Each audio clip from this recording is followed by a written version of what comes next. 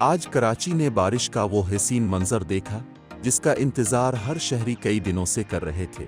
गर्मी से सताए हुए चेहरों पर खुशी की चमक लूट आई जब सुबह के वक्त बादलों ने आसमान को ढांप लिया और फिर ठंडी हुआ के झोंकों के साथ बारिश की बूंदें जमीन पर बरसने लगीं। शहर के मुख्तलिफ इलाकों में हल्की से दरमियानी और बाज़ मकामात पर तेज़ बारिश हुई। क्लिफ्टन, डिफेंस, गुलशन इकबाल, नाजिमाबाद और मलीर के रिहायशियों ने इस हुसैन मौसम का भरपूर लुत्फ उठाया। कई शहरी घरों से बाहर निकले, बच्चों ने सड़कों पर छपिक्के मारे और चाय के होटलों पर रश लग गया।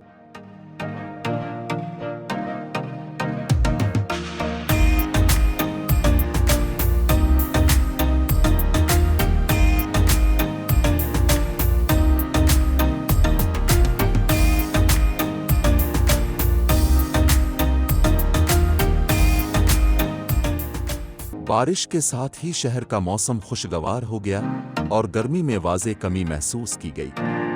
पार्कों में लोगों ने सैर की और नौजवानों ने दोस्तों के साथ बारिश में तस्वीरें और वीडियोस बनाए। सोशल मीडिया पर भी कराची की बारिश ट्रेंड करने लगी और शहरियों ने बारिश के हुसैन मनाजिर को दुनिया के साथ शेयर किया।